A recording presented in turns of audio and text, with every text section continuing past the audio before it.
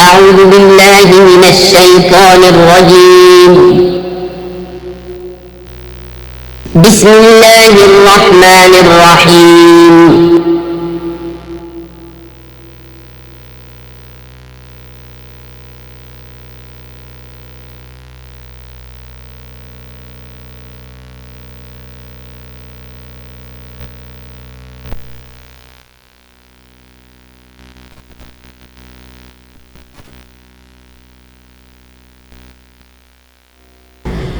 الحمد لله وكفى والصلاة والسلام على عباده الذين اصطفى خصوصا على أفضلهم وخاتم النبيين محمد الأمين وعلى آله.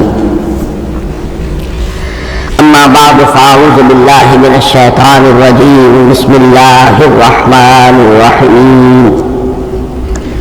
رب اشرح لي صدري ويسر لي امري واحلل عقدة من لساني يفقهوا قولي. اللهم ربنا امس وحشتنا في قبورنا وارحمنا بالقرآن العظيم. اللهم اجعله لنا اماما ونورا وهدى ورحمة. اللهم ذكرنا منه ما نسينا وعلمنا منه ما جهلنا وارزقنا تلاوته آناء الليل وآناء النهار واجعله لنا حجة يا رب العالمین آمین. کل دو نشستوں میں تعارف قرآن کے ضمن میں جن عنوانات پر گفتگو ہو چکی ہے ان میں سے ایک تشنا رہا قرآن حکیم کی ترتیب اور تقسیم. اس کی تدوین کے بارے میں گفتگو ہماری مکمل ہو چکی تھی کہ قرآن حکیم کی تدوین 3 مراحل میں مکمل ہوئی. اولا خود حضور صلی اللہ علیہ وسلم نے اللہ تعالیٰ ہی کے حکم سے قرآن مجید کو مرتب کر دیا اور اس مرتب شکل میں امت کو منتقل کیا. ترتیب معین ہو چکی تھی لیکن وہ کتابی شکل میں ما بین الدفترین جمع نہیں ہوا. اس کے بعد دوسرا مرحلہ آیا حضرت ابوبکر صدیق رضی اللہ تعالیٰ عنہ کے عہد خلافت کے دوران جب بہت سے حفاظ شہید ہو گئے جنگ یمامہ میں تو تشویش پیدا ہوئی کہ قرآن حکیم کو کتابی شکل کے اندر مرتب بھی کر لیا جائے، جمع کر لیا جائے. چنانچہ یہ کام حضرت ابوبکر صدیق کے عہد خلافت میں پورا ہو گیا اور اس کے لیے مصحف کا نام حضرت عبداللہ ابن مسعود کی تجویز پر حضرت ابوبکر صدیق رضی اللہ تعالیٰ عنہ نے طے کیا. لیکن اس کے چونکہ ابھی پڑھنے کے انداز میں لوگوں کو کافی آزادی دی گئی تھی کہ اپنے اپنے لہجے کے مطابق لوگ پڑھ سکتے ہیں، تو اس سے محسوس ہوا کہ اب اس کے لکھنے کے انداز میں بھی فرق آ رہا ہے. تو اس لیے ضرورت محسوس ہوئی کہ اس کا ایک اسکرپٹ، ایک رسم الخط جو متفق علیہ ہو، اجماعی ہو، وہ طے کر دیا جائے. چنانچہ یہ تیسرا مرحلہ حضرت عثمان رضی اللہ تعالیٰ عنہ کے عہد خلافت میں طے پایا. اسی لیے اس کو مصحف عثمانی کہتے ہیں، اس لیے کہ وہ رسم الخط اب ہمیشہ کے لیے طے ہے. اس کے آفیشل نسخے تیار کیے گئے اور بڑے بڑے شہروں میں جو بھی اس وقت اس مسلمان ممالک تھے ایک نسخہ بھیج دیا گیا اور باقی نسخے جو ہے وہ طرف کر دیے گئے. تو اس طریقے سے گویا کہ ربع صدی کے اندر یہ تینوں مرحلے جو ہے مکمل ہو گئے ہیں. اور جیسا کہ میں نے عرض کیا سب تسلیم کرتے ہیں کہ جو قرآن آج ہمارے پاس ہے وہ وہی ہے بے نہیں جو محمد رسول اللہ نے اپنی امت کو دیا تھا. البتہ جہاں تک قرآن کی ترتیب اور تقسیم کا تعلق ہے بعض باتیں تو میں بیان کر چکا ہوں، ان کا صرف اجمالی اعادہ کروں گا. نمبر 1 یہ کہ قرآن کی جو بیسک یونٹ ہے، بنیادی اکائی، وہ آیت ہے. آیت کو ہم جملہ نہیں کہہ سکتے، آیت کو ورس نہیں کہہ سکتے، مصرع نہیں کہہ سکتے، اس کی اسی اصطلاح کو ہمیں ریٹین کرنا ہوگا. آیت چھوٹی بھی ہے، بڑی بھی ہے. آیتیں صرف حروف مقطعات پر بھی مشتمل ہیں اور مرکبات ناقصہ پر بھی مشتمل ہے، پورے جملے کی ایک آیت بھی ہے اور کئی جملوں پر ایک آیت بھی مشتمل ہے۔ یہ تمام امور توقیفی ہیں، یعنی حضور صلی اللہ علیہ وسلم کے بتانے پر موقوف علیہ ہیں۔ ان میں کسی کے اجتہاد کو، کسی منطق، کسی گرامر، کسی نحو، کسی بیان کے کسی اصول کو کوئی دخل نہیں۔ جہاں تک آیتوں کی تعداد کا تعلق ہے وہ مختلف فی ہے، وہ اتفاقی نہیں ہے، اس لیے کہ 6,500 کے لگ بھگ آیات ہیں۔ فرق کیوں ہے؟ ایک بڑا فرق اس وجہ سے واقع ہو جاتا ہے کہ تمام سورتوں کے آغاز میں جو آیت بسم اللہ لکھی ہوئی ہے اس کے ضمن میں ایک اختلاف ہے کہ آیا ہر مرتبہ اس آیت کو کاؤنٹ کیا جائے یا نہ کیا جائے۔ صرف ایک سورت ہے سورہ توبہ جس کے شروع میں آیت بسم اللہ نہیں ہے، باقی 113 سورتوں کے آغاز میں بسم اللہ لکھی ہوئی ہے۔ تو بعض حضرات اس کو سمجھتے ہیں کہ یہ کاؤنٹ نہیں کی جائے گی، بلکہ یہ تو در حقیقت صرف سورتوں کے درمیان فصل اور فرق قائم کرنے کے لیے یہ آیت بسم اللہ لکھ دی گئی ہے۔ تو آپ سمجھیے کہ جو اس پہ اختلاف ہوگا تو 113 کی عدد کا فرق تو اسی سے واقع ہو جائے گا۔ بعض اور مقامات پر بھی آیات کی تعداد میں اگر اختلاف ہے وہ روایات کی بنیاد پر، کسی شخص کو خود یہ حق حاصل نہیں ہے کہ وہ اس میں کوئی فرق کر سکے، تبدیلی کر سکے۔ بہرحال 6,500 کے لگ بھگ آیات ہے قرآن حکیم کی۔ آیتیں مل جل کر سورتوں کی شکل میں ہیں، ان کی تعداد متفق علیہ ہے 114۔ سورت سور سے بنا ہے، سور کے معنی فصیل ہے، گویا کہ ہر سورت جو ہے وہ اللہ تعالیٰ کے علم، معرفت، حکمت کا ایک شہر ہے۔ سورتوں میں آیات کے باہمی ربط کے حوالے سے اس کے معنی کے اندر اور اس کی حکمتوں کے اندر اضافہ ہوتا ہے، ربط آیات۔ اور جس طریقے سے کہ مختلف موتیوں کو پرو دیا جائے ایک دھاگے میں، اس سے ہار وجود میں آئے، جو ترکیب ہوگی موتیوں کی اس سے موتیوں کا حسن دوبالا ہو جائے گا۔ ایسے ہی معاملہ آیات قرآنیہ کا ہے کہ جو ایک سورت کے اندر ہے اور ہر سورت کا ایک مرکزی مضمون یا عمود ہوتا ہے اور تمام آیتیں اس سے متعلق اور اس سے منسلک ہوتی ہیں۔ ان سورتوں کے بعد جیسا کہ میں نے عرض کیا دور صحابہ میں ہمیں صرف ایک اصطلاح اور ملتی ہے، حزب اور یا منزل۔ وہ اس سہولت کے لیے کہ اگر ایک ہفتے میں پورا قرآن ختم کرنا ہو، اس کی تلاوت مکمل کرنی ہو تو روزانہ ایک حزب پڑھ لیا جائے۔ یہ چونکہ دور صحابہ میں بھی مذکور ہے لہذا اس میں ہم دیکھتے ہیں کہ حسن موجود ہے، یعنی یہ کہ نہ تو یہ قباحت ہے کہ سورتوں کو توڑا گیا ہو بلکہ پوری صورتیں شامل ہیں۔ کوئی مصنوعی مساوات قائم کرنے کی کوشش نہیں ہے، کوئی حزب نسبتاً تھوڑا سا زیادہ بڑا ہے، کچھ تھوڑا سا چھوٹا ہے، لیکن تقریباً مساوی ہے۔ خام خواہ کی کوئی مصنوعی مساوات قائم کرنے کی کوشش نہیں ہے۔ اور اس کے باوجود یہ حسن موجود ہے کہ سورہ فاتحہ کو اگر ہم علیحدہ رکھ دیں تو وہ پورے قرآن حکیم کے لیے دباچہ اور مقدمہ ہے۔ تو پہلے حزب یا پہلی منزل میں 3 سورتیں، دوسرے میں 5، تیسرے میں 7، چوتھے میں 9، پانچویں میں 11، چھٹے میں 13، یہ سیری ہے بالکل۔ اور جو آخری حزب مفصل کہلاتا ہے، اس میں چونکہ آخری پارے میں آپ کو معلوم ہے چھوٹی چھوٹی صورتیں ہیں تو تعداد 65 ہے، وہ بھی جو آخری تعداد ہے 13 اس کا ملٹیپل ہے۔ بہرحال یہ حزب یہ بھی دور صحابہ میں اس کا تذکرہ ہمیں ملتا ہے۔ البتہ جو مزید تقسیم کی چیزیں ہمارے ہاں معروف ہیں وہ بات کی چیزیں۔ رکوع میں طویل صورتوں کو تقسیم کیا گیا تاکہ ایک رکعت میں اگر طویل صورت میں سے کوئی آیات پڑھنی ہے تو اس طرح پڑھی جائیں کہ مضمون ٹوٹے نہ۔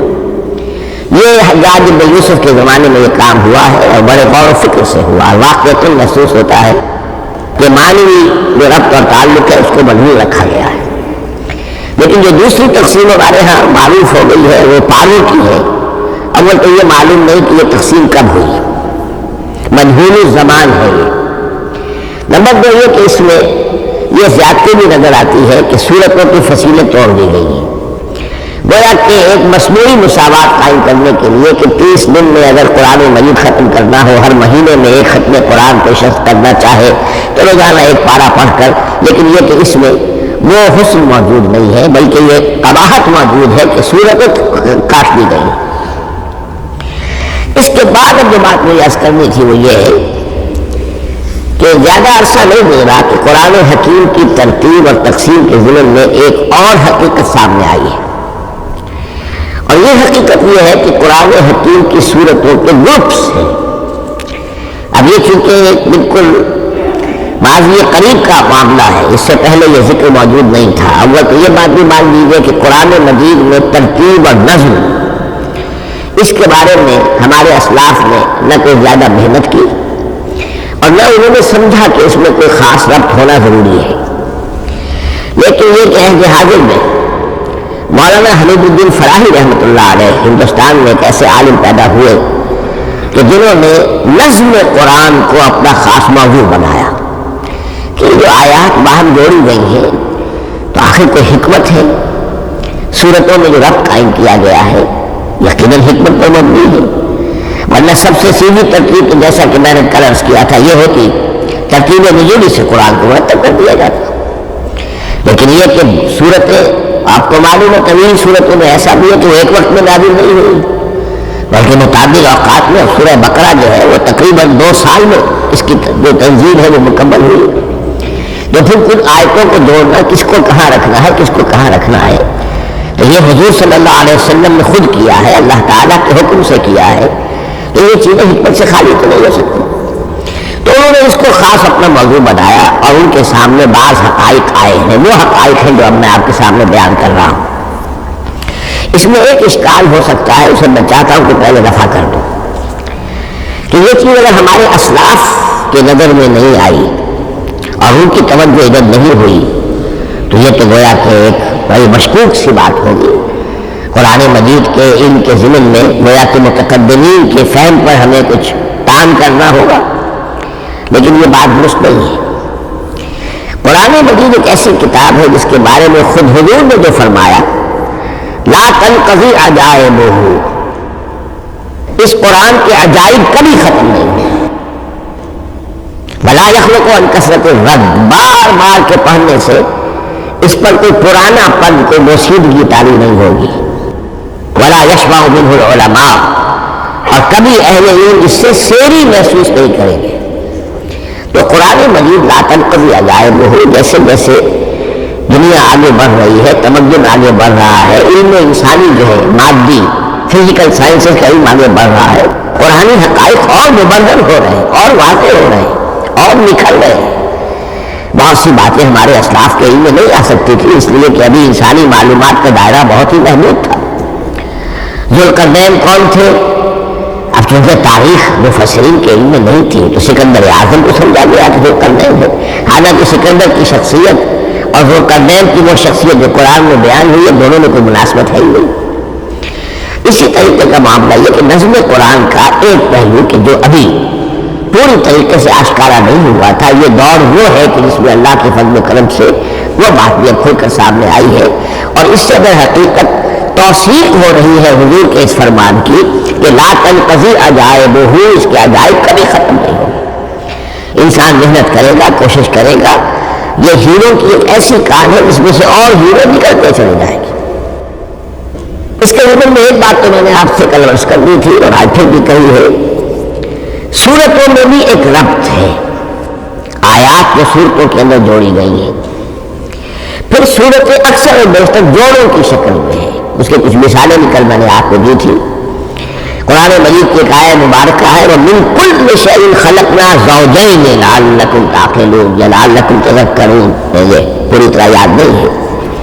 ہم نے ہر شے کو جوڑوں کی شکل میں پیدا کیا، اگرچہ اس کو کیونکہ قرآن مخلوق نہیں ہے ہم اس پر اس کا اطلاق نہیں کریں گے، لیکن من كُلِّ شَيْءٍ خَلَقْنَا زَوْجَيْنِ، اس میں اس قدر کیٹیگوریکل اسٹیٹمنٹ ہے کہ معلوم ہوتا ہے کہ یہ اصول اتنا اللہ تعالیٰ کے ہاں اتنا پسندیدہ ہے کہ قرآن مجید کی صورتوں میں بھی یہ صورتوں کبھی جوڑوں کی شکل میں ہونا یہ بہت ہی اظہر من الشمس ہے۔ بعض جگہوں پر تو اظہر من الشمس ہے، بعض جگہوں پر بڑا تدبر کر کے بات معلوم ہوتی ہے۔ البتہ کہیں کہیں آپ کو نظر آئے گا کچھ منفرد صورتیں بھی ہیں، اور ان میں سے بعض یہ جب دوران ترجمہ یہ چیزیں آئیں گی تو میں صرف اس وقت حوالہ دے سکوں گا، بڑی تیزی سے ہمیں چلنا ہوگا۔ اس وقت میں چاہتا ہوں کہ ذہن میں یہ حقائق بیٹھ جائے۔ بعض جگہوں پر آپ دیکھیں گے تین صورتوں کے گروپ ہیں، ان میں سے دو کے مابین تو نسبت زوجیت کامل ہے، بلکہ یہ سمجھ لیجیے نسبت زوجیت کہتے کس کو ہے؟ دو چیزیں مل کر کسی مقصد کی تکمیل کریں، ان دونوں میں ایسی نسبت ہونی چاہیے ریسیپروکل کہ وہ ایک دوسرے کی تکمیل کے لیے اور کسی مقصد کے حصول کے لیے ان کے مابین ایک تعلق قائم ہو، یہ زوجیت ہے۔ اسی طریقے سے قرآن مجید میں جب صورتیں آتی ہیں دونوں کی شکل میں تو کسی مضمون کا ایک رخ وہ ایک صورت میں آ جائے گا، اس کا دوسرا رخ دوسری صورت میں آ جائے گا، اور دونوں مل کر جسے ہم کہتے ہیں تصویر کے دونوں رخ وہ رخ مکمل ہو جائیں گے، بات پوری ہو جائے گی۔ البتہ بات اگر کہے کہ تین صورتوں کے سب گروپس ہیں، میں اس معاملے میں گروپ کا لفظ ریٹین کر رہا ہوں اس لیے کہ قدیم کے یہ تصور تھا نہیں، جدید اصطلاح ہے تو اس میں چونکہ بہت سے الفاظ انگریزی زبان کے اب اردو میں آ گئے ہیں تو اس کی جگہ کوئی اور بہت ہی کوئی کوشش کر کے لفظ لایا جائے تو وہ شاید زیادہ عام فہم نہیں ہوگا یا عام فہم ہے۔ تو گروپس اور سب گروپس، چھوٹے گروپ بڑے گروپ، تو یہ چھوٹے گروپ جو ہے تین صورتوں کے، ان میں سے دو کے مابین تو نسبت زوجیت بتمام و کمال ہوگی اور تیسرے کی حیثیت زمینہ کی ہوگی۔ اس کی مثالیں بعد میں آئیں گی۔ البتہ یہ جو زمینیں ہوتے ہیں خود ان کے ہیں یا جو دوسری منفرد صورتیں ہیں خود ان میں آپ کو فصل کے ساتھ نسبت زوجیت مل جائے گی۔ اس سے آگے چلیے، اب اصل ہے وہ شے جس کو میں آج چاہتا ہوں بیان کرنا۔ قرآن حکیم کی صورتوں کی ایک گروپنگ اس اعتبار سے سامنے آئی، کچھ صورتیں مکی پھر مدنی پھر مکی پھر مدنی پھر مکی پھر مدنی پھر مکی پھر مدنی، ایسا کیوں ہے؟ بڑی قابل غور بات ہے، اس میں کوئی حکمت ہے۔ اور عجیب بات یہ سامنے آئی، اس اعتبار سے وہ قرآن کے 7 گروپ بنتے ہیں، ہر گروپ میں ایک یا ایک سے زائد مکی صورت اور پھر ایک یا ایک سے زائد مدنی صورتیں، ایک گروپ پورا ہو گیا۔ دوسرے گروپ میں پھر ایک یا ایک سے زائد مکی صورت، پھر ایک یا ایک سے زائد مدنی صورتیں، وہ پھر گروپ مکمل ہو گیا۔ یہ گروپ بھی قرآن حکیم میں 7 ہے۔ یہ گروپ جو ہے قرات کے لیے نہیں ہے، یہ گروپ جو معنوی تقسیم ہے غور و فکر کے اعتبار سے، کہ ہر گروپ کا ایک عمود ہے، ایک مرکزی مضمون ہے، اور اس جس طریقے سے صورتیں دو مل کر ایک مضمون کی تکمیل کرتی ہے، اسی طرح ہر گروپ کی مکی اور مدنی صورتیں مل کر ایک بڑے مضمون کی تکمیل کرتی ہیں۔ اس طریقے سے گویا کہ یہ قرآن مجید میں 7 گروپ ہیں بڑے بڑے، جو کہ جس میں کہ صورتیں جو ہے وہ جمع کی گئی ہے۔ مثلا میں اب آپ کو اشارتاً بتا دوں، پہلے گروپ میں سورہ مکی جو ہے وہ صرف ایک ہے، سورہ فاتحہ، تعداد میں تو ایک ہے، وہ اپنے حجم کے اعتبار سے چھوٹی بھی ہے لیکن بہت بھاری صورت ہے۔ وَلَقَدْ آتَيْنَاكَ سَبْعًا مِنَ الْمَثَانِي وَالْقُرْآنِ الْعَظِيمِ، میں اس صورت کو بھی قرآن عظیم کہا گیا ہے۔ لیکن ایک صورت مکی سورہ فاتحہ، پھر 4 طویل ترین صورتیں مدنی، بقرہ، آل عمران، نساء، مائدہ۔ دوسرے گروپ میں 2 صورتیں مکی 2 مدنی، الانعام، الاعراف مکیات، الانفال، التوبہ مدنیات۔ تیسرا گروپ چلتا ہے 14 صورتیں مسلسل چلی جا رہی ہیں مکی، سورہ یونس سے، سورہ یونس، سورہ ہود، سورہ یوسف، سورہ رعد، سورہ ابراہیم، چلتے جائیے، سورہ حجر، سورہ نحل، سورہ بنی اسرائیل، سورہ کہف، سورہ مریم، سورہ طٰہٰ، سورہ انبیاء، سورہ حج اور سورہ مومنون، 14 صورتیں۔ اب آئی ایک مدنی صورت سورہ نور، یہ تیسرا گروپ مکمل ہو گیا۔ چوتھے گروپ میں بھی یہی بات آپ کو نظر آئے گی۔ الفرقان سے سورہ سجدہ تک 8 صورتیں مکی ہیں اور پھر ایک صورت آتی ہے سورۃ الاحزاب، وہ مدنی ہے۔ اب یہ جو ایک صورتیں آئی ہیں سورہ نور اور سورہ احزاب، ہر شخص کو اندازہ ہو جائے گا یہ آپس میں جوڑے کی شکل رکھتی ہیں، ان کے مضامین بہت ایک دوسرے سے مشابہ ہیں، بہت مشابہ ہیں۔ لیے کہ وہ اس طریقے کا جوڑا نہیں ہے کہ اسی گروپ میں ان کا جوڑا موجود ہو، اس کا جوڑا جو ہے وہ دوسرے گروپ میں ہے۔ پھر آئیے پانچواں گروپ ہے سورہ سبا سے احقاف تک، یہ 13 صورتیں مکی ہیں، اور پھر سورہ محمد صلی اللہ علیہ وسلم سے سورۃ الحجرات تک 3 صورتیں مدنی ہیں، یہ کل 16 صورتیں ہیں۔ چھٹے گروپ میں سورہ قاف سے سورہ واقعہ تک 7 صورتیں، یہ مکی ہے، اور سورہ حدید سے سورہ طلاق تک 10 صورتیں مدنی ہیں، یہ 17 صورتیں ہیں۔ آخری جو ہے وہ سورۃ الملک سے سورۃ الاخلاص تک 46 صورتیں، اور سورہ معوذتین جو ہے یہ 2 ہے کہ جو مدنی ہے۔ بعض کا اس میں اختلاف ہے، وہ میں بعد میں عرض کروں گا، لیکن جو میری رائے ہے وہ میں آپ کے سامنے رکھ رہا ہوں۔ اس طریقے سے یہ 7 گروپ جو ہے قرآن مجید میں سورتوں کے وجود میں آئے۔ ہر گروپ کا ایک مرکزی مضمون ہے۔ مثلا پہلے گروپ کا مرکزی مضمون شریعت ہے۔ سورہ فاتحہ میں اہدنا الصراط المستقیم، اے اللہ ہمیں سیدھا راہ دکھا، سیدھے راستے کی ہدایت بخش۔ اب وہ سیدھا راستہ کیا ہے؟ شریعت خدا بندی، شریعت الہی، اور شریعت مکمل ہو جاتی ہے ان 4 صورتوں میں۔ شریعت محمدی کا جو بلو پرنٹ ہے، ابتدائی خاکہ جو ہے وہ آپ کو سورہ بقرہ میں ملے گا، اور اس کی جو تکمیلی صورتیں ہیں، تکمیلی احکام ہے، وہ سورہ مائدہ۔ اس کے علاوہ اس گروپ میں جو زیادہ زور ہے وہ سابقہ امت مسلمہ سے گفت و شنید۔ سابقہ امت مسلمہ میں یہودی اور نصارہ دونوں شامل ہیں۔ اب ان پر جرح بھی ہے، ان پر تنقید بھی ہے، ان کو ملامت بھی ہے، ان کو ان کی قرارداد جرم ان کے خلاف جو ہے وہ بھی دی گئی ہے۔ اب پھر یہ کہ ان کو معزول کر کے اور نئی امت کو اس مقام پر نصب کرنے کا اعلان ہے، اور ان کو بڑی زوردار دعوت ہے کہ اب محمد پر ایمان لاؤ، قرآن پر ایمان لاؤ صلی اللہ علیہ وسلم۔ یہ پہلا گروپ ہے۔ اسی طریقے سے ہر گروپ کا اب یہ ساتھ ساتھ جب ہم چلیں گے تو میں تفصیل کے ساتھ بیان کرتا جاؤں گا کہ اس گروپ کا یہ مرکزی مضمون ہے، اور اس طور سے یہ صورتیں آپس میں ایک دوسرے کے ساتھ مربوط ہیں۔ ان گروپوں میں آپ نے دیکھا ہوگا کہ پہلے اور آخری گروپ ان کی ریسیپروکل سی صورت ہے کہ پہلے گروپ میں مکی صورت صرف ایک چھوٹی سی، اور مدنی صورتیں 4-6 پارے سے زائد پر پھیلی، جبکہ آخری گروپ میں سارے دونوں پارے جو ہے سورہ ملک سے شروع ہو کر مکی صورتوں پر مشتمل ہے، آخر میں آ کر چھوٹی چھوٹی صورتیں وہ مدنیات ہیں۔ یہ ایک دوسرے کے بالکل ریسیپروکل ہیں، کانورس۔ لیکن دوسرا گروپ ادھر سے، دوسرا ادھر سے، یعنی چھٹا، یہ بڑے متوازن ہیں۔ 2 صورتیں مکی، 2 مدنی، اور ادھر 7 صورتیں مکی اور 10 مدنی، لیکن 7 صورتیں جو ہے وہ 3 رکوعوں کی ہیں، ان میں سے ایک 4 رکوع کی بھی ہے، اور اکثر و بیشتر وہ جو دوسری ہے وہ 2 رکوعوں کی ہے، تقریباً متبادل بنتی ہے۔ تو درمیان میں جو ہے ان میں جو مدنی صورتوں کا حصہ بہت کم ہے، اکثر و بیشتر جو ہے وہ مکی صورتیں ہیں۔ ان مکی صورتوں کے اندر بھی جو 6 گروپ تقریباً بنتے ہیں، اس لیے کہ پہلی گروپ کے اندر تو مکی صورت سے سورہ فاتحہ ہے، تو ان میں سے پہلے 2 گروپوں میں رسالت کا مضمون مرکزی مضمون ہے، درمیانی 2 گروپوں میں توحید کا مضمون مرکزی مضمون ہے، آخری 2 گروپوں میں انذار آخرت کا مضمون مرکزی مضمون ہے۔ آخری صورتیں آپ کو معلوم ہے سورہ قاف سے شروع ہو کر تو پھر یہ انذار آخرت جو ہے ان سب کا مرکزی مضمون ہے۔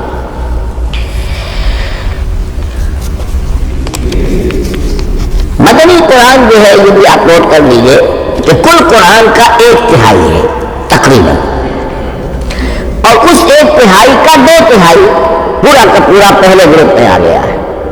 سورہ بقرہ، سورہ آل عمران، سورہ نساء، سورہ مائدہ۔ باقی تو پھر جا کے سورہ احزاب، سورہ نساء، پھر 3 چھوٹی صورتیں، پھر آخر میں 2 بہت چھوٹی چھوٹی صورتیں، سورہ انفال اور سورہ توبہ۔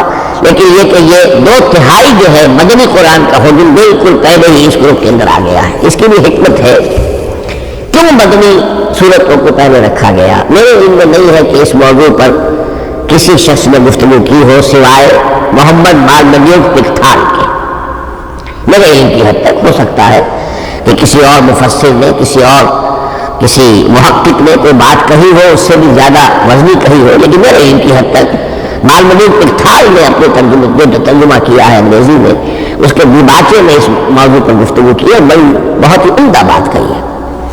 انہوں نے کہا کہ جب یہ قرآن نازل ہو رہا تھا تو اصل اہمیت ایمان کی تھی، پہلے لوگ ایمان لائے اور پھر وہ ایمان لائے ان کو پھر احکام دیے گئے کہ یہ کرو اور یہ نہ کرو، یہ حلال ہے، یہ حرام ہے، یہ فرض ہے، وغیرہ وغیرہ۔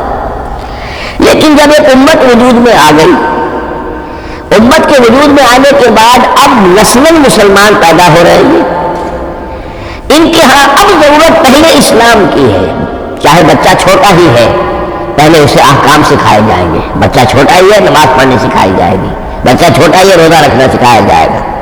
تو امت کے اس طرح تشکیل پا جانے کے بعد اب اصل اہمیت جو ہے وہ احکام کی ہو گئی ہے، احکام اب مقدم ہے اور ایمان کا معاملہ جو ہے وہ اس کے بعد مؤخر ہے۔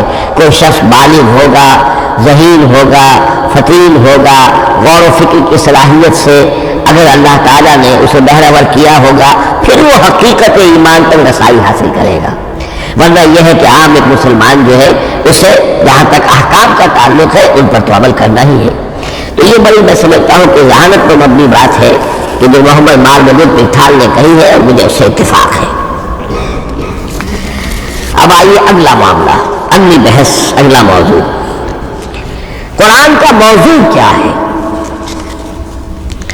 کیا قرآن فلسفے کی کتاب ہے، سائنس کی کتاب ہے، کیا یہ جیولوجی کی کتاب ہے، فزکس کی کتاب ہے، کس چیز کی کتاب ہے؟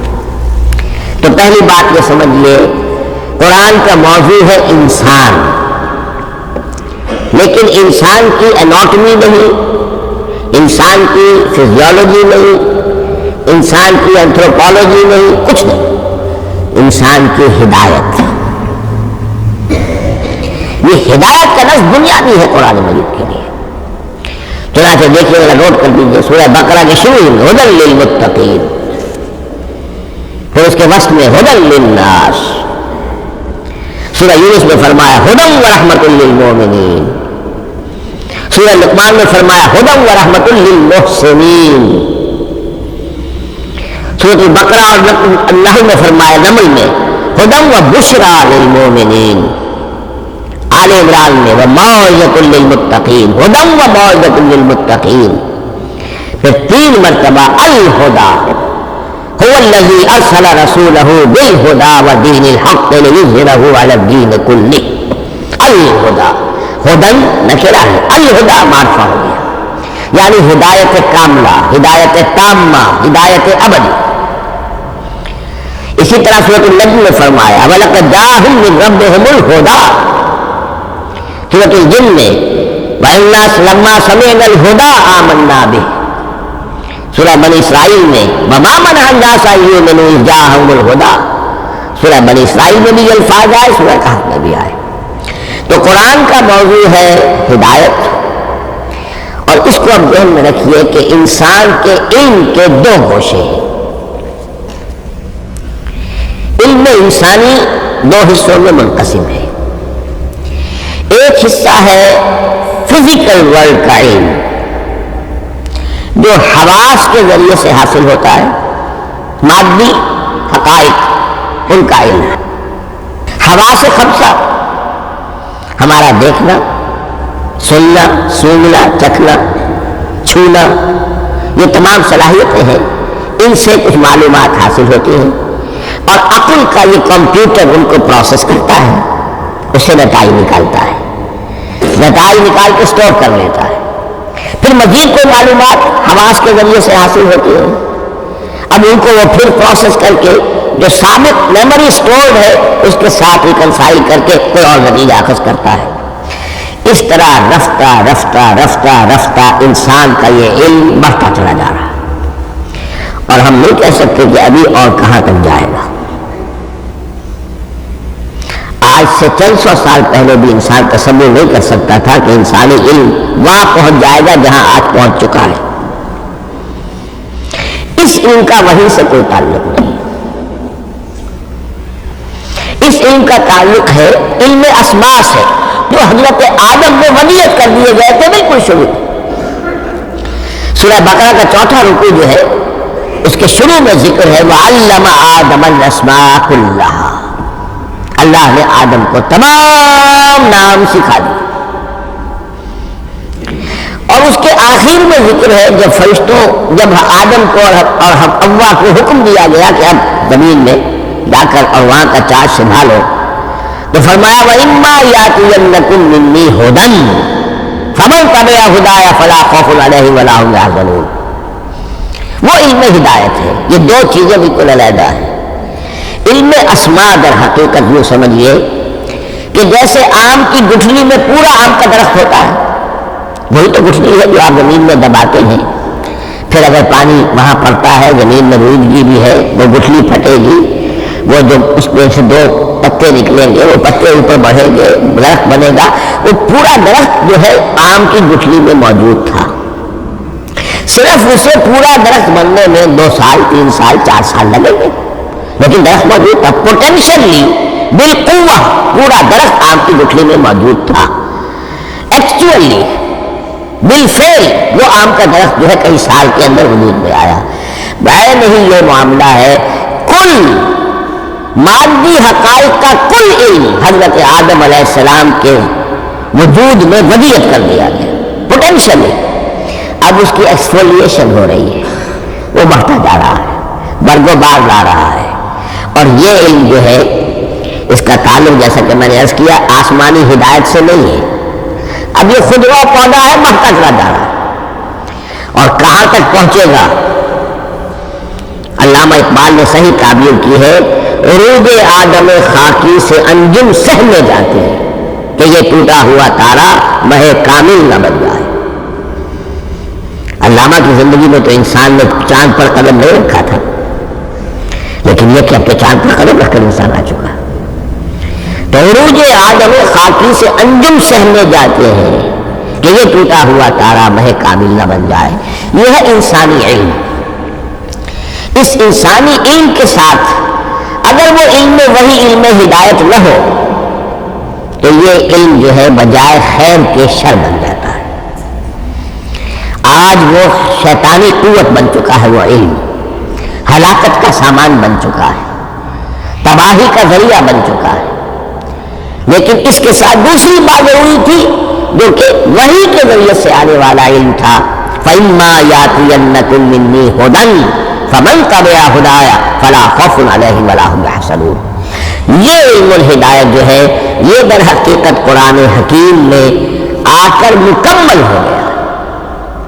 اس کے لیے بھی میں چاہتا ہوں کہ بات آپ سمجھ لیں، اس میں جو ارتقاء ہوا ہے، پہلی کتابیں نازل ہوئی ان میں بھی ہدن تو تھی، کل بھی میں نے آپ کو آج سنائی تھی سورہ مائدہ کی، اِنَّا أَنزَلْنَا التَّوْرَاةَ فِيهَا هُدًى وَنُورٌ، ہم نے تورات نازل کی تھی، اس میں ہدایت بھی تھی، نور بھی تھا۔ اسی رکوع میں 7واں رکوع ہے وہ سورہ مائدہ کا، انجیل کے بارے میں فِيهَا هُدًى وَنُورٌ، اس میں بھی ہدن بھی تھی، ہدایت بھی تھی، نور بھی تھا۔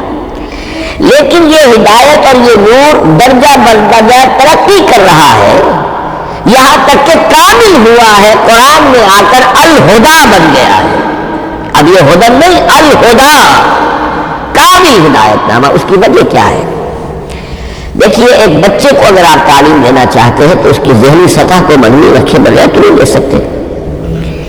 آپ چاہے PhD استاد رکھ دیں کسی بچے کے لیے، بچہ بھی پرائمری کی تعلیم پا رہا ہے، وہ PhD کا استاد کیا کچھ پلا دے گا اس کو، کیا پڑھا دے گا اس کو؟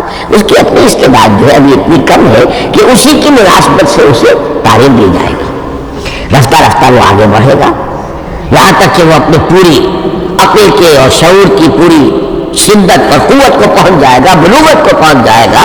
اب اسے آخری پڑھایا جائے گا، اب اسے فلسفہ پڑھایا جائے گا، پہلے وہ ہسٹری پڑھ رہا تھا، اب فلسفی آف ہسٹری پڑھے گا۔ اس حوالے سے تدریجاً اللہ تعالیٰ نے تورات میں صرف احکام ہے، حکمت ہے ہی نہیں، انجیل میں حکمت ہے، احکام ہے ہی نہیں، دونوں مل کر ایک بات کو مکمل کرتی ہیں۔ تورات میں صرف احکام ہے، حکمت ہے ہی نہیں۔ جیسے کہ میں نے عرض کیا تھا، بچے کو آپ بتا دیتے ہیں بھائی روزہ ٹوٹ جاتا ہے اس طریقے سے، روزے کا مطلب یہ ہے اب دن بھر کھانا کچھ نہیں ہے، چاہے بچہ ابھی 6 سال کا ہے، 7 سال کا ہے، 8 سال کا ہے، آپ بتا رہے ہیں احکام تو دے دیے جائیں، یہ کرو یہ نہ کرو، یہ بوجھ ہے یہ دوڑ سے، تو احکام عشرہ، 10 commandments۔ احکام دیے گئے حکمت نہیں. ابھی حکمت کا تحمل ان کے لیے ممکن نہیں تھا. ابھی وہ عہد طفولیت ہے نوع انسانی کا. یہ سمجھیے کہ آج سے 3500 سال قبل کا انسان، 1400 قبل مسیح میں تورات دی گئی ہے حضرت موسیٰ علیہ السلام کو. اب یہ 2000 مسیح آنے والا ہے تو 3400 سال پہلے کی بات ہے کہ انسانی ذہن ابھی جس سطح پر تھا. یہاں تک کہ 2000 سال پہلے حضرت مسیح علیہ السلام کے لیے الفاظ انجیل میں موجود ہیں، اب بھی موجود ہیں. اپنے حواریوں سے آپ نے فرمایا تھا ابھی مجھے تم سے اور بھی بہت سی باتیں کہنی تھی مگر ابھی تم ان کا تحمل نہیں کر سکو گے. جب وہ فارقلیق آئے گا تو تمہیں سب کچھ بتائے گا. یہ پیشن گوئی تھی محمد رسول اللہ صلی اللہ علیہ وسلم. ابھی تم تحمل نہیں کر سکتے.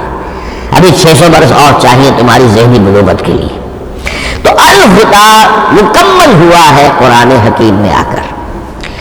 البتہ ایک نقطہ اس میں نوٹ کیجئے، قرآن مجید اگرچہ کتاب ہدایت ہے، سائنس کی کتاب نہیں ہے، لیکن اس میں سائنٹیفک فینومینا کی طرف اشارے موجود ہیں. چونکہ قرآن مجید ان تمام جو بھی یہ کائناتی حقائق ہے ان سب کو آیات الہیہ قرار دیتا ہے. ان فی خلق السماوات والارض واختلاف اللیل والنہار والفلک التي تجری فی البحر بما ينفع الناس وما انزل الله من السماء من ماء فاحیا به الارض بعد موتها وبث فيها من كل دابة وتصريف الرياح والسحاب المسخر بين السماء والارض لآیات لقوم یعقلون. یہ سب نشانیاں ہیں اللہ کی قدرت، اللہ کی عظمت، اللہ کے علم کامل، اللہ کی حکمت بالغہ، سب نشانیاں. تو یہ جو فزیکل فینومینا ہے ان کی طرف قرآن ریفر کرتا ہے. بعض حقائق وہ ہے کہ جن کا تعلق اسٹرانومی سے، کل فی فلک یسبحون، یہ تمام اجرام سماویہ جو ہیں یہ اپنے اپنے مدار میں تیر رہے ہیں. معلوم ہر شے حرکت میں ہے. انسان پر تو ایک دور ایسا گزرا ہے وہ یہ سمجھتا تھا زمین ساکن ہے اور سورج حرکت کر رہا ہے. پھر ایک دور آیا کہا نہیں، سورج ساکن ہے، زمین حرکت کرتی ہے، اس کے لیے چکر لگاتی ہے. اور آج ہمیں معلوم ہوا ہر شے حرکت میں، ہر شے. سورج کا بھی اپنا ایک مدار ہے، اس میں وہ حرکت کر رہا ہے اپنے پورے کلبے کو لے کر. یہ پورا سولر سسٹم اس کا کلبہ ہے، اس پورے کلبے کو لے کر وہ بھی ایک مدار میں حرکت کر رہا ہے. تو معلوم ہوا کل فی فلک یسبحون. اب یہ کل کا لفظ جس طرح ملحقہ ہو کر، جس طرح مبرہن ہو کر، جس شان کے ساتھ آج وہ علیحدہ ہوا ہے، واضح ہوا، آج سے پہلے انسان کو معلوم نہیں تھا. تو یہ جو فزیکل فینومینا ہے جن کی طرف قرآن مجید ریفر کرتا ہے، یہ اگرچہ قرآن کا اصل موضوع نہیں ہے، لیکن ایک بات جان لیجئے کہ قرآن مجید میں ان فزیکل فینومینا کے بارے میں جو بات کہی گئی ہے وہ غلط نہیں ہو سکتی. اور یہ وہ حقیقت ہے کہ جو اس دور میں آ کر اتنی واضح ہوئی ہے. آپ نے نام سنا ہوگا ڈاکٹر مورس بکائی کا. یہ فرانسیسی سرجن تھے، انہوں نے مطالعہ کیا، کمپیریٹو اسٹڈی کی قرآن بائبل دونوں کی. بائبل سے مراد اولڈ ٹیسٹمنٹ، نیو ٹیسٹمنٹ دونوں. اور وہ اس نتیجے پر پہنچا کہ پورے قرآن میں کوئی ایک لفظ ایسا نہیں ہے جسے ہماری ساری سائنسی انکشافات میں سے کسی نے غلط ثابت کیا، جبکہ تورات میں بے شمار چیزیں ایسی ہیں کہ سائنس انہیں غلط ثابت کر چکی ہے. The science, the Quran and the Bible. اب یہ بات بڑی اہم ہے. اس کو بڑی خوبصورت انداز میں ڈاکٹر رفیع الدین مرحوم نے کہا ہے کہ یہ کائنات اللہ کا فعل ہے، عمل ہے، اس کی تخلیق ہے، اس کی تدبیر ہے. اور قرآن اللہ کا قول ہے. قول و عمل میں تضاد ممکن نہیں. عام انسان کے قول و عمل میں تضاد ممکن نہیں، اللہ کے قول و فعل میں قول و عمل میں تضاد ہو سکتا ہے. ہاں یہ ہو سکتا ہے کہ ایک دور میں انسانوں نے بات سمجھی نہ ہو، ان کا ذہن وہاں تک پہنچا نہ ہو، ان کی معلومات کا دائرہ ابھی اس حد تک ہو کہ ان حقائق تک نہ پہنچا ہو. لیکن جیسے جیسے وقت آئے گا مزید حقائق منکشف ہوں گے اور یہ بات اور زیادہ سے زیادہ واضح سے واضح تر ہوتی چلی جائے گی کہ جو کچھ قرآن میں لکھا ہے وہی برحق ہے. ہاں آج سے پہلے انسانی ذہن اس حد تک رسائی حاصل کرنے کا اہل نہیں تھا. اور یہ ہے در حقیقت آیت قرآن حکیم کی. یہ سورہ حامیم السجدہ کی لاسٹ متون آیت ہے. سنریہم آیاتنا فی الآفاق وفی انفسہم حتی یتبین لہم انہ الحق. ہم انہیں دکھاتے چلے جائیں گے اپنی نشانیاں آفاق میں بھی انفس میں بھی. سنریہم آیاتنا فی الآفاق وفی انفسہم حتی یتبین لہم، یہاں تک کہ یہ بات پوری طرح نکھر کر مبرہر ہو کر ان کے سامنے واضح ہو جائے گی انہ الحق، کہ قرآن حق ہے. اور اسی کی حقیقت جو ہے جیسا کہ میں نے عرض کیا، ایک تو مورس بکائی کو ذہن میں رکھیے، اور ایک اور شخص کینیڈا میں ایک بہت بڑا ڈاکٹر ہے کہ جو امبریولوجسٹ ہے، اور اس کی جو ٹیکسٹ بکس ہے وہ امبریولوجی پر، علم جنین یعنی رحم مادر میں جو بچے کی پرورش ہوتی ہے کیسی ہوتی ہے، کن کن سٹیجز سے گزر کر ہوتی ہے، یہ علم جنین و امبریولوجی جو اسٹینڈرڈ ٹیکسٹ بک ہے دنیا میں اس کی، ڈاکٹر کیتھل مور کی. اور وہ حیران رہ گیا کہ میں نے جب قرآن کا مطالعہ کیا کہ آج سے 1400 برس قبل، جبکہ نہ مائکروسکوپ تھی نہ ڈسیکشن ہوتا تھا ابھی ہیومن باڈی کا، یہ حقائق جو قرآن بیان کر رہا ہے. وَلَقَدْ خَلَقْنَا الْإِنسَانَ مِنْ صُلَالَةٍ مِّن مَّاءٍ مَّهِينٍ ثُمَّ جَعَلْنَاهُ نُطْفَةً فِي قَرَارٍ مَّكِينٍ ثُمَّ خَلَقْنَا النُّطْفَةَ عَلَقَةً فَخَلَقْنَا الْعَلَقَةَ مُضْغَةً فَخَلَقْنَا الْمُضْغَةَ عِظَامًا فَكَسَوْنَا الْعِظَامَ لَحْمًا. یہ کہاں سے معلوم ہے؟ اور واقعہ یہ ہے کہ اس سے زیادہ صحیح تعبیر ممکن نہیں. تو یہ حقائق ذہن میں رکھیے کہ اگرچہ قرآن مجید سائنس کی کتاب نہیں ہے، لیکن جن سائنسی حقائق یا جن سائنسی فنومینا کی طرف قرآن نے ریفر کیا ہے وہ یقیناً حق ہے، چاہے تاحال ہم ان کی حقانیت کو نہ سمجھ پائیں. مثلا آج بھی مجھے نہیں معلوم کہ قرآن جو 7 آسمان کہتا ہے وہ 7 آسمان سے کیا مراد، مجھے نہیں معلوم، لیکن مجھے یقین ہے کہ وقت آئے گا تو انسان سمجھے گا کہ ٹھیک یہ الفاظ جو ہے 7 آسمان یہ منطبق ہوتے ہیں اس حقیقت پر جو آج ہمارے علم میں آئی ہے، پہلے نہیں آئی تھی. البتہ ایک اور نقطہ جو بہت اہم ہے عملی اعتبار سے، میں نے اسی لیے یہ ساری تمہید کی ہے کہ قرآن سائنس کی کتاب نہیں ہے، نہ سائنس کی ہے نہ ٹیکنالوجی کی ہے. اس حوالے سے ایک بڑا منطقی نتیجہ نکلتا ہے، اور وہ یہ ہے کہ اگر ہمارے اسلاف نے قرآن کی ان آیات کا کوئی خاص مفہوم معین کیا اپنے دور کی معلومات کی سطح پر، ہمارے لیے لازم نہیں ہے کہ ہم اس کی پیروی کریں. سائنسی فنومینا کو جو سائنسی ترقی ہو رہی ہے اس کے حوالے سے سمجھیں گے. یہاں تک کہ اب آخری بات عرض کر رہا ہوں، خود حضور کا فرمان بھی اس میں قطعی نہیں ہوگا. یہ بات بہت ثقیل اور گراں گزرے گی بہت سے لوگوں پر.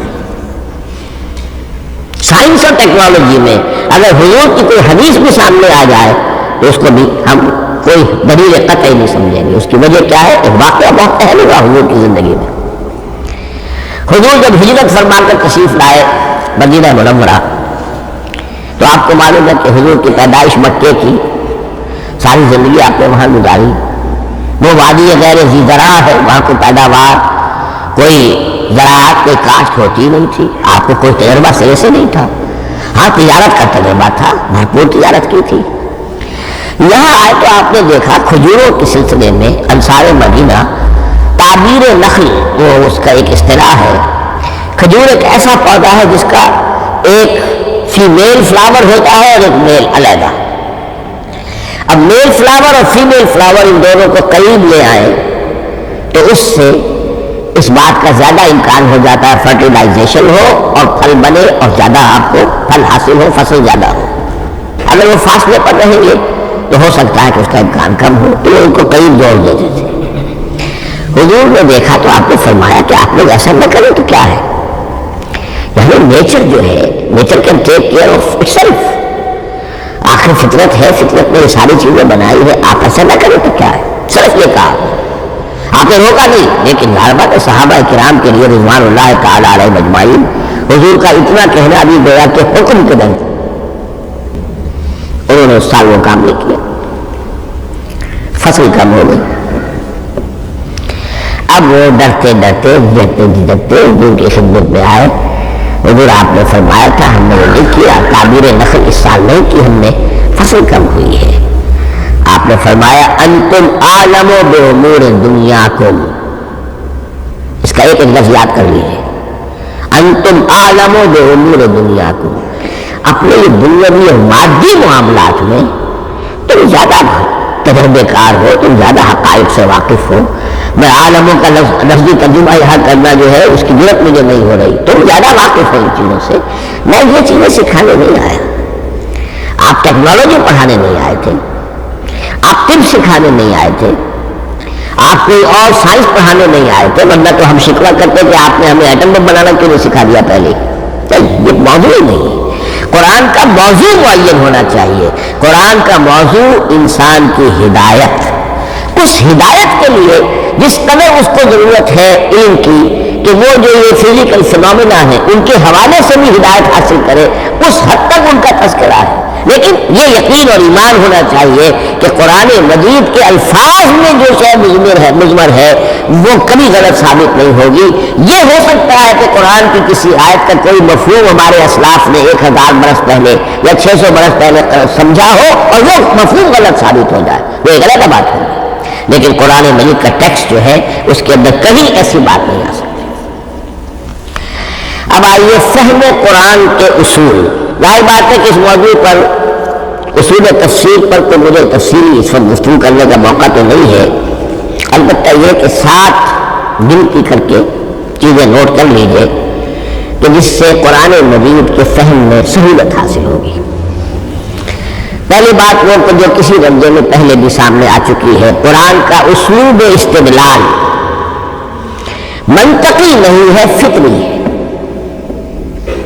ایک ہوتا ہے منطق کی گتھیوں سے اور منطق کے اصولوں سے اور منطق کی دلیلوں سے بات ثابت، یہ نہیں۔ قرآن فطرت انسانی کے مطابق بات کرتا ہے۔ ایک ان پڑھ شخص بھی قرآن کو اپنے سے دور یا اپنے آپ کو قرآن سے دور نہیں سمجھے گا، اگر ذرا سا وہ قرآن کو سمجھ سکتا بس۔ لیکن یہ ہے کہ قرآن مجید کا جو اسلوب ہے وہ یہ کہ منطقی نہیں ہے، فطری ہے، یا اس میں اگر ایک لفظ کا اضافہ کیا جائے خطابی ہے۔ خطابی کیا ہوتا ہے جو میں کل عرض کر چکا ہوں، خطبے کی ایک شان ہوتی ہے، وہ دلیل کے ساتھ ساتھ جذبات سے بھی اپیل کرتا ہے، اور اس میں آپ کو ایک اپنے باطن میں جھانکنے کی دعوت دی جاتی ہے۔ تم تو اپنے باطن میں جھانک کر دیکھو۔ بعض آیات ایسی ہیں، بڑی پیاری آیات ہیں، افی اللہ شک فاطر السماوات والارض، بس کیا اللہ کی ہستی میں بھی کوئی شک ہو سکتا ہے جو آسمان اور زمین کا پیدا کرنے والا ہے؟ غور کرو، سوچو۔ یہ صرف آپ کے گرو بینی، آپ کو اپنے اندر جھانکنے کی دعوت ہے۔ اسی طرح اَإِنَّكُمْ لَتَشْهَدُونَ أَنَّ مَعَ اللَّهِ آلِهَةً أُخْرَىٰ، کیا واقعتاً تم اس کی گواہی دیتے ہو کہ اللہ کے ساتھ کوئی اور بھی رہا ہے؟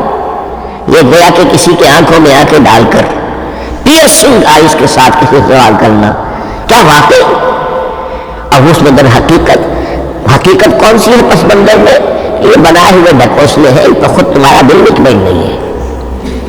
تم کہتے تو یہ ہمارا عقیدہ ہے اور یہ ہماری بات ہے اور یہ ہمارا موروثی عقیدہ ہے، ھذا ما وجدنا علیہ آباءنا، ہم نے آباؤ، لیکن واقعی غور تو کرو، کیا واقعی تم گواہی دیتے ہو کہ اللہ کے سوا کوئی اور الہ بھی موجود ہے؟ اس کو آپ کہیں گے خطابی انداز۔ نمبر 2، قرآن حکیم میں 2 طرح کی آیات ہیں، محکمات اور متشابہات۔ یہ سورہ آل عمران کے شروع میں یہ بہت اہم مضمون جو ہے وہ آ گیا ہے۔ هو الذی انزل علیک الکتاب منہ آیات محکمات ہن ام الکتاب واخر متشابہات، آل عمران آیت نمبر 7۔ اب یہ جو متشابہات ہے یہ کون سی ہے اور محکمات ہے وہ کون سی ہے، اس کو ذہن میں رکھیے۔ نمبر 1، محکم قطعی، تمام جتنی بھی آیات و احکام ہیں وہ محکم، یہ کرو یہ نہ کرو، یہ جائز یہ حرام، آیات احکام، محکم، اسی ایک مادے سے لفظ بنا ہے یہ، محکم بھی اور احکام، حکم۔ البتہ عالم غیب کی ساری خبریں متشابہات میں سے، عالم غیب ہو، عالم ارواح ہو، عالم برزخ ہو، عالم آخرت ہو، ان کے تمام حقائق یہ متشابہات میں سے، ان کو ہم حقیقتاً سمجھ نہیں سکتے، ہمارا تجربہ ہی نہیں، ہمارا بھی مشاہدہ ہی نہیں۔ جیسا کہ ایک حدیث میں آیا ہے، جنت کی جو بھی نعمتیں ہیں، ایک تو وہ نعمتیں جن کا ذکر قرآن میں ہے اور وہ الفاظ میں ہے جن سے ہم یہ واقف ہیں۔ اب ان میں تو یہ ہے کہ حور و قصور اور پھل اور یہ اور دودھ اور شہد اور وغیرہ وغیرہ وغیرہ وہ چیزیں جانتے ہیں، تو وہ بھی حق ہے، ایسے ہی ہوگی، اتو میں ہی متشابہ، لیکن یہ صرف نزل ہے، یہ تو ابتدائی مہمان نوازی ہے۔ نزل من غفور الرحیم، جو اصل ضیافت ہونی ہے اہل جنت کی، اس کے بارے میں فرمایا وہ نعمتیں جنہیں ملیں گی، ما لا عین رات ولا اذن سمعت وما خطر علی قلب بشر، نہ کسی آنکھ نے کبھی دیکھی، نہ کسی کان نے کبھی سنی، نہ کسی انسان کے دل پر ان کا خیال تک وارد، انہیں ہم کیا سمجھیں؟ تو عالم برزخ، عالم آخرہ، عالم غیب، عالم ارواح، ان کی تمام چیزوں کو ہم آیات متشابہات میں سمجھیں گے۔ البتہ یہ جو سائنٹیفک فنامنا والی باتیں ہیں نازلی علوم کی، ان میں یہ ہے کہ متشابہ اور محکم ہونے کا معاملہ بدلتا چلا جا رہا ہے۔ جب تک وہ ہمارا سائنسی علم وہاں تک نہیں پہنچا تھا، وہ آیت ابھی متشابہ تھی، سمجھ میں نہیں آ رہی تھی، لیکن اب جب کہ وہ بات وہاں پہنچ گئی اور کھل گئی بات، اب معلوم ہوا کل فی فلک یسبحون، اب یہ آیت محکمات میں آ گئی، اب یہ وہ بات نہیں رہی کہ جس کا صحیح مفہوم سمجھنا ہمارے لیے مشکل۔ تیسری بات، تفسیر اور تعویل میں کیا فرق ہے؟ تفسیر کا عام طور پر لفظ استعمال ہوتا ہے لفظی طور پر، الفاظ کی بحث، نحوی بحث، قواعد گرامر جو ہے ان کے حوالے سے جو بحث کی جائے گی وہ تفسیر ہے، اور اس کی اصل حقیقت اور مدلول کو سمجھنے کی جو کوشش کی جائے گی وہ تعویل ہے۔ تو یہ دو الفاظ جو ہے یہ مختلف ہوں گے، تفسیر اور تعویل۔ نمبر 4، تعویل عام اور تعویل خاص، یہ بہت اہم موضوع ہے۔ دیکھیے قرآن مجید نازل ہوا ایک خاص ٹائم اینڈ اسپیس پس منظر میں، آج سے 1400 برس قبل 610 عیسوی سے لے کر 632 عیسوی تک نازل ہوا، حجاز میں نازل ہوا۔ اس کی ایک اولین مخاطب قوم تھی، وہ ان پڑھ قوم تھی، پڑھے لکھے شاذ السابق المعدوم کے درجے میں تھے، وہاں فلسفے کا سوال نہیں، کوئی منطق کی بات نہیں، کچھ بھی نہیں، اور اولین مخاطب وہی ہے، اور جو بھی حالات ہیں اس وقت کے ان کے حوالے سے بات کی جا رہی ہے۔ اب قرآن مجید کی ہر آیت پر اولاً غور ہوگا اس اعتبار سے جب یہ نازل ہوئی ہے کہ اس کا اس وقت کیا مفہوم سمجھا گیا، اس خاص کانٹیکسٹ میں، ٹائم اینڈ اسپیس کانٹیکسٹ میں کیا مفہوم سمجھا گیا، یہ ہے تعویل خاص۔ لیکن اب دوسری طرف دیکھیے، یہی کتاب ہدایت ہے ابد الآباد تک کے لیے، اسی کتاب کو 20ویں صدی عیسوی کے انسان کے لیے بھی ہدایت نامہ بننا ہے۔ اگر دنیا طویل ہے اور 500 برس تک ہے تو 25ویں صدی عیسوی کے انسان کے لیے بھی ہدایت نامہ یہ کتاب بننی ہے۔ یہ عرب کے امیین کے لیے ہدایت نامہ تھی تو ایران کے فلسفیوں کے لیے بھی تو ہدایت نامہ تھی۔ لہذا ان الفاظ کے اندر یہ قرآن کے اعجاز کا وہ پہلو ہے جو بہت نمایاں ہے کہ ان الفاظ کے اندر کہ جو ایک خاص کانٹیکسٹ میں نازل ہوئے اور اس وقت ان کا ایک معین مفہوم سمجھا گیا، انہی میں وہ عموم بھی موجود ہے کہ اسی سے ہمیشہ اس کے لیے ہدایت اخذ کی جا سکتی ہے۔ اس کو ہم کہیں گے تعویل عام، اس کانٹیکسٹ سے ذرا نکال کر اب اس آیت کے الفاظ، اس کا در و بست، اس کا ما سبق، اس کے بعد ما بعد، سیاق و سباق، اس کے حوالے سے بیٹھ کر بات کی جائے۔ تعویل خاص میں شان نزول پیش نظر رہے گا، تعویل عام میں اور اس آیت کے الفاظ، ان کا در و بست اور آیت کا سیاق و سباق، یہ زیادہ زیر بحث رہے گا۔ تو معلوم ہوا کہ یہ دونوں چیزیں اپنی اپنی جگہ اہم ہیں۔ نہ تو انسان صرف تعویل خاص تک اپنے آپ کو محدود کر لے، اگر وہ کرے گا تو گویا کہ وہ صرف اس دور کا قرآن پڑھ رہا ہے، آج کا قرآن وہ نہیں پڑھ رہا۔ قرآن کے اندر تو واقعتاً یہ شان ہے کہ میں جس کے لیے الفاظ یہ استعمال کیا کرتا ہوں کہ ہر دور کے افق پر ایک خورشید تازہ کے مانند طلوع ہوگی یہ کتاب۔ معلوم ہوگا آج کا قرآن ہے، یہ ہمیں آج ملا ہے قرآن، اور گویا کہ آج جو ہمیں مسائل اندر پیش ہے ان کا حل ہے جو یہ قرآن پیش کر رہا ہے۔ یہ اس کا اعجاز ہے، یہ اس کا کمال ہے۔ اس اعتبار سے نوٹ کیجئے تعویل خاص اور تعویل عام، یہ الفاظ کیونکہ بار بار دورہ ترجمہ آئیں گے تو اس لیے میں نے اصطلاحات سے چاہا کہ آپ واقف ہو جائیں۔ ایک اور اس میں بات سمجھنے کی، تذکر اور تدبر۔ قرآن سے بنیادی ہدایت حاصل کر لینا، اس کے لیے قرآن انتہائی آسان ہے۔ وَلَقَدْ يَسَّرْنَا الْقُرْآنَ لِلذِّكْرِ فَهَلْ مِن مُدَّكِرٍ۔ ذرا سی انسان کو عربی آتی ہو کہ براہ راست قرآن کا مفہوم آپ کے ذہن اور قلب پر نازل ہوتا چلا جائے، بس قرآن کا اصل جو پیغام ہے، جو اس کی اصل ہدایت ہے، اس کی تمثیل یہ سمجھیے کہ سمندر میں اگر کوئی آئل ٹینکر جو ہے ٹوٹ جائے تو میلوں جو آئل ہوتا ہے وہ سطح سمندر کے اوپر پھیل جاتا ہے، سطح پر رہے گا، نیچے تو جائے گا نہیں۔ تو یوں سمجھیے کہ قرآن مجید کا جو لب لباب ہے، لب لباب، وہ اس کی سطح پر موجود ہے، لیکن اس کا یہ مطلب نہیں ہے کہ صرف سطح ہی سطح ہے، اس کی گہرائی فیتم نس، اس کی گہرائی وہ ہے کہ جس کی کوئی حد نہیں۔ اب اس کے لیے تعمق، گہرائی میں غوطہ نہیں کرنا، قرآن میں ہو غوطہ زن اے مرد مسلمان، اس کے اعتبار سے یہ دنیا کی مشکل ترین کتاب، اچھی طرح سمجھ لیجیے، اس کی تہ تک پہنچنا ممکن ہی نہیں۔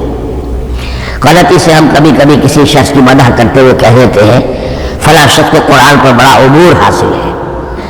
ایک عالم دین نے یہ الفاظ میرے بارے میں کہہ دیے تھے، میں نے فوراً ٹوک دیا، میں نے کہا کیا یہ قرآن کی آپ نے گویا کہ قرآن مجید کی شان میں گستاخی کی، یہ قرآن کی توہین کی ہے۔ عبور کہتے ہیں ایک کنارے سے دوسرے کنارے کو چلے جانا، دریا عبور کر دیا، قرآن کے کنارے ہے نہیں، یہ ناپیدا کنار سمندر ہے، اس سمندر کا کوئی کنارہ نہیں، نہ اس کی گہرائی اور نہ اس کے کنارے۔ لہذا پوری زندگی کوئی امام راضی ہو، کوئی زمخشری ہو، کوئی ہو، پوری زندگی کھپا کر بھی وہ یہ نہیں کہہ سکے گا کہ میں نے قرآن مجید کو بتمام و کمال سمجھ لیا ہے۔ معاذ اللہ، معاذ اللہ، معاذ اللہ، ناممکن۔ وراء الورا ثم وراء الورا، یہ ہے تذکر اور تدبر۔ اس کے لیے تو پوری زندگی انسان کھپائے، پورا وقت اس کے لیے لگائے، پوری صلاحیت کھپا دے، تب بھی وہ بہت سی جگہوں پر پھر بھی کہے گا واللہ عالم۔ امام راضی کو بھی نہ معلوم کتنے مقامات پر جا کر یہ کہنا پڑا ہے کہ اللہ بہتر جانتا ہے۔ اعلم ان ھذا المقام مقام غامض عمیق مہیب، یہ مقام تو بہت مہیب ہے، پرہیبت ہے، بہت گہرا ہے، بہت غامض ہے۔ امام راضی کہہ رہے ہیں، 30 جلدوں میں تفسیر لکھنے والا شخص۔ اقول قولی ھذا واستغفر اللہ لی ولکم ولسائر المسلمین والمسلمات۔